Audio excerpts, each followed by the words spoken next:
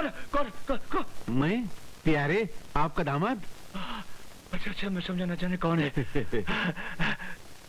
तनख्वाह मिली? हाँ मिली ना। जरा दिखाओ तो सही, कहाँ है? पोस्ट ऑफिस में। पोस्ट ऑफिस में? अरे पोस्ट ऑफिस में क्या कर रही? वो मेरे पिताजी के पास जा रही है। हाँ? रहता सोता खाता इस घर में है, और जब पगार मिलती है तो अपने बाप को भेज देता है। अबे ओ लुके पट्टे हरामखोर, अब मैं और क्या गाली दूं? मेरी तो गालियां भी खत्म हो गई। खत्म हो गई तो मैं मेरा मुंह धो लूं? अरे मुंह क्या, जिंदगी जी हाथ धो ले। हाथ तो मैंने पहले धो लिया। ससुर जी खाना लगा दीजिए, बहुत कस के भूख लगी है। पगार अपने बाप को भेजता है? आरामजादे, मेरे घर जमाई, आज तेरे पेट और मुंह की जलाई होगी। चिलाल मिर्ची। हरी मिर्ची।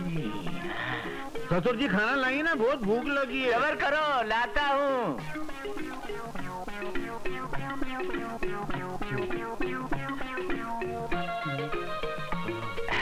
ये ससुर जी, इसमें चटनी नहीं। अरे खारे खारे चटनी की कोई जरूरत नहीं है, चटनी के बिना ही चटनी का मजा आएगा। नहीं, मैं जब तक चटनी न देखूं मेरा निवाला नीचे नहीं जाता है। चटनी लाओ ना। पानी फेंक देता हूँ इधर, और ससुर जी इधर। ये ले, खा। मजा आ गया। अरे मेरे मुंह का देख रखा ना? नहीं, आप बड़े, आप पहले शुरू कीजिए ना। अरे तुम मेरे दामाद हो, मेरी मिर्ची के सुहाग। मेरा मतलब है मेरी बेटी के सुहाग हो, पहले तुम खाओ। तो काम करते हैं ना, हम दोनों साथ में शुरू करते हैं। रेडी? 3, 2, 1 टूट पड़ो।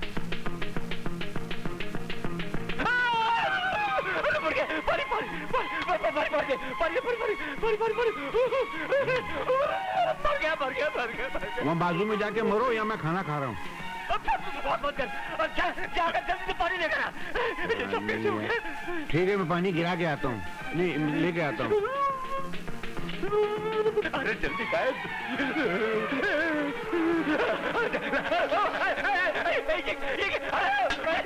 अरे मैं आराम कौन? अरे ये क्या कर रहा है? अब जल्दी अरे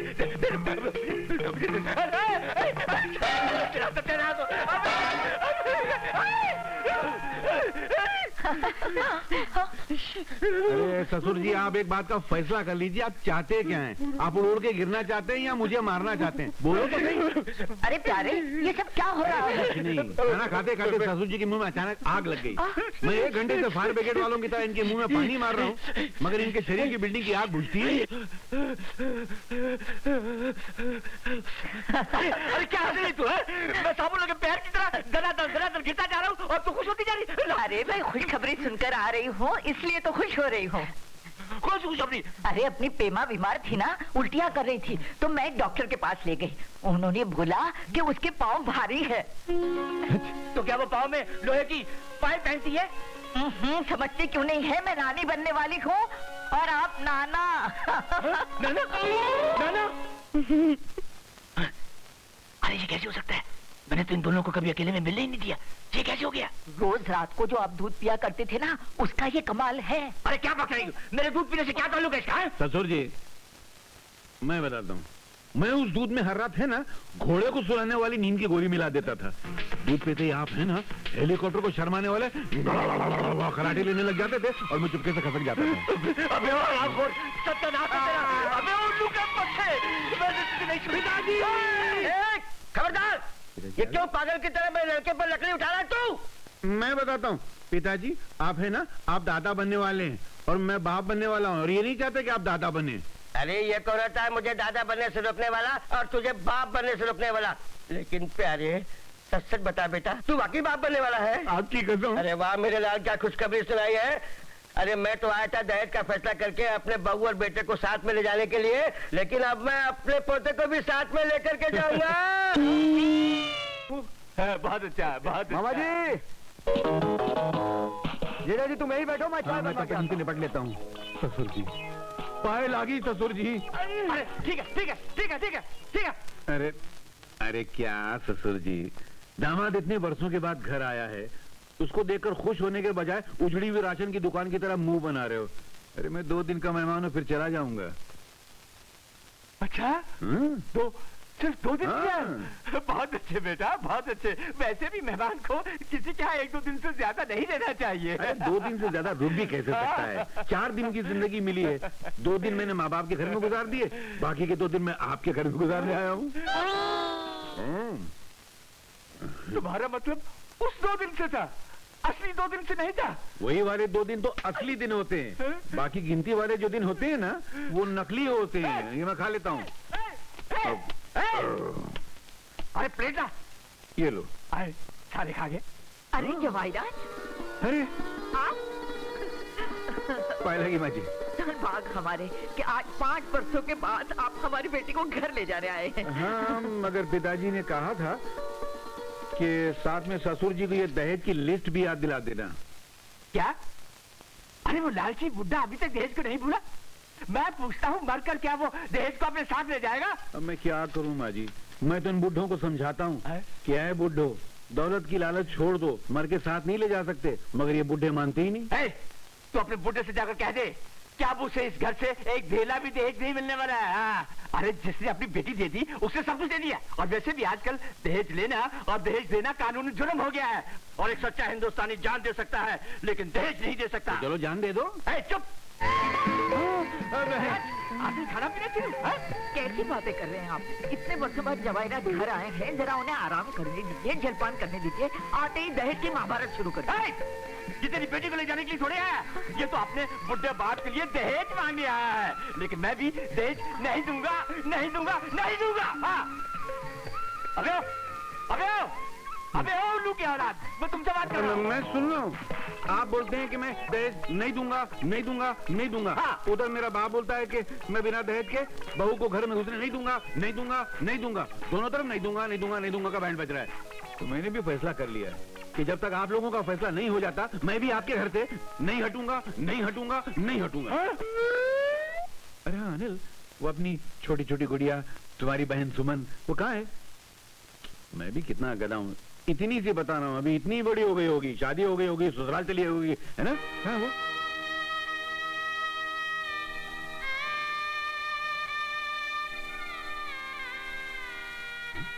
अरे तुम लोग जवाब क्यों नहीं देते? सुमन कहाँ है? पिताजी सुमन इस दुनिया में नहीं है। क्या? ये क्या हुआ? क्या था सुमन को? मैं हिसाब का कागज निकालूं? हाँ निकालो। इतना छोटा सा कागज है।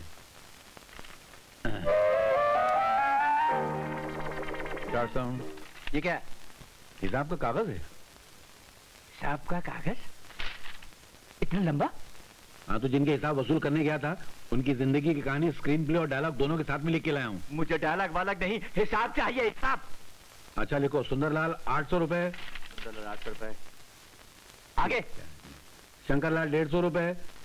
बस इतनी ठीक है। क्या 450? चलो 950 निकालो। अरे आगे हिसाब तो लिखो पहले। अरे और काहे का आगे का हिसाब? इतनी गुरानी करनी थी। बताता हूँ, पहले कालीन तो सीधा करो मेरा। आज से फट जाएगा। आखिर में आते वक्त वो श्री राम भी तो मिल गया था ना? वो भी मिला? हाँ, मगर उसके बेटे को देख के मैं थोड़ा सा पिघल गया था। वो क्या है, बहुत सख्त बीमार था, ऐसे लगा जैसे जिंदगी की आखिरी सांसें ले रहा हो।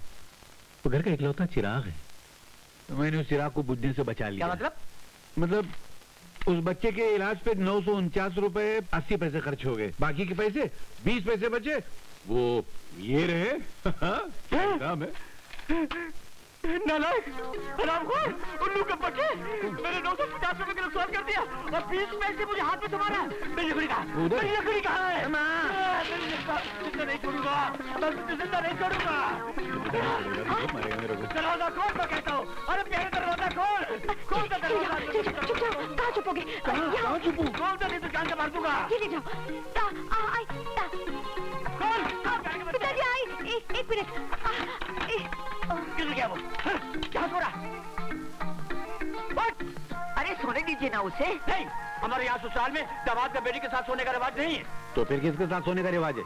ससुर के साथ सोने का। हट, मैं छी हट। अबे चलो, अबे मैं कहता हूँ चलो। मेरी नींद आ रही। अबे उठता है कि नहीं उठता? मैं सो चुका हूँ।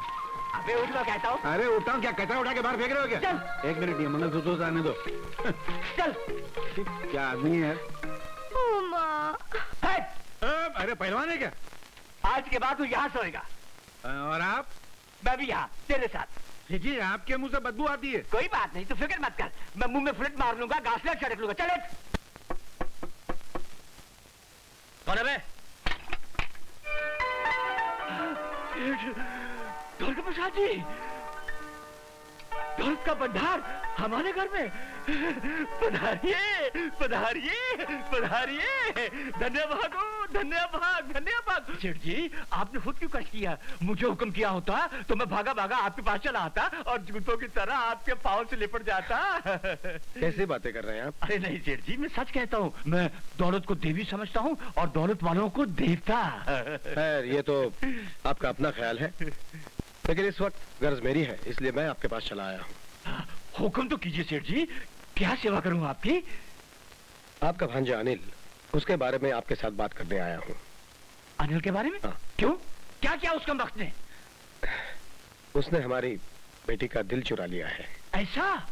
उसने चोरी का धंधा शुरू कर दिया है? मैं अभी जाकर दिल लेकर वापस आता हूँ। नहीं नहीं, आप बात को समझे नहीं साधुराम जी। दरअसल मेरी इकलौती बेटी मोना के लिए मैं अनिल का रिश्ता मांगने आया हूँ। जी? ऐसा? यानी कि आप अपनी बेटी का रिश्ता मेरे भांजे के साथ करना चाहते हैं? ये कैसे हो सकता है सेठ जी? अनिल एक नेक, ईमानदार, शरीफ और पढ़ा लिखा लड़का है और इसीलिए हमने उसे अपना दामाद बनाने का फैसला कर लिया है। सेठ जी, मैं समझ में नहीं आ रहा कि मैं क्या कहूँ और ये क्या करूँ। आप बैठे क्यों हैं? खड़े हो जाइए। मेरा मतलब है कि आप खड़े क्यों हैं? बैठ जाइए ना, मैं भी आता हूँ। लेकिन बात तो सुन लीजिए। जी जी फरमाइए। शादी के बाद हमारी बेटी यहाँ नहीं रहेगी, बल्कि अनिल को हमारे साथ रहना पड़ेगा। मतलब कि अनिल को आप अपना घर जमाई बनाना चाहते हैं? बस यूं ही समझ लीजिए। सेठ जी, एक बात कहूँ, बुरा तो नहीं मानिएगा? नहीं नहीं, कहिए। इस फैसले के लिए मुझे अपनी घरवाली से जरा राय लेनी पड़ेगी। नहीं नहीं, जरूर लीजिए। हाँ बैठी ना। आज ही सुनती हो? सुनती हो? आज ही सुनती हो? यहाँ तो कोई नहीं है। चलो अच्छा हुआ, खुद ही नाटक करके सारा पैसा सेठ से वसूल कर लेता हूँ। अरे सुनती हो? इस शहर के सबसे बड़े रईस सेठ द्वारका प्रसाद जी अपने बेटे अनिल का रिश्ता मांगने आए हैं। हाँ, उसे अपना घर जमाई बनाना चाहते हैं। अरे तुम्हारी अक्ल पर पत्थर पड़ गया क्या?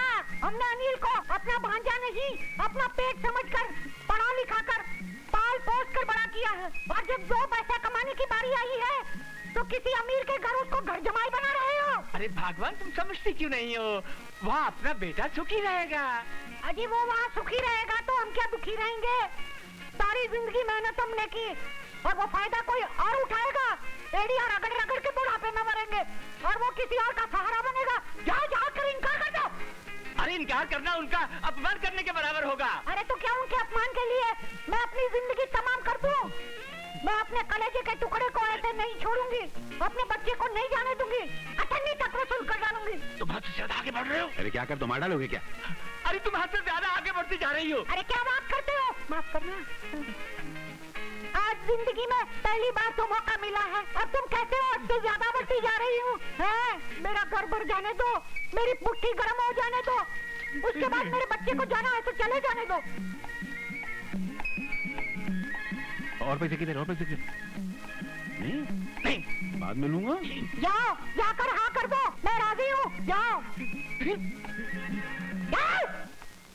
सेठ जी, मैंने अपनी घरवाली को राजी कर लिया है। बहुत अच्छे। बस अब यूँ समझिए कि रिश्ता तय हुआ ही हुआ।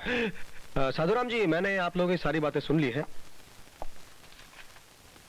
ये 1 लाख रुपए का चेक है।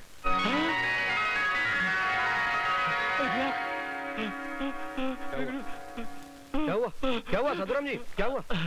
जी कुछ नहीं, कुछ नहीं, बस बेटा दिल दिल और घर से जुदा हो रहा है ना, उसी गम में बस चक्कर आ गया। अरे जी, आनंद बेटा भी आ गया। नमस्ते। अरे नमस्ते से काम नहीं चलेगा बेटा, सेठ जी के पांव छूकर इनका आशीर्वाद लो। ये अपनी बेटी का रिश्ता तुम्हारे लिए लेकर आए हैं और हमने उसे मंजूर कर लिया है। चलो पांव छुओ। नहीं बेटे, जीते रहो, जीते रहो। साधुराम जी, मैं चलता हूँ। नमस्ते। हाँ बेटा, सेठ जी को बाहर छोड़ कर आओ।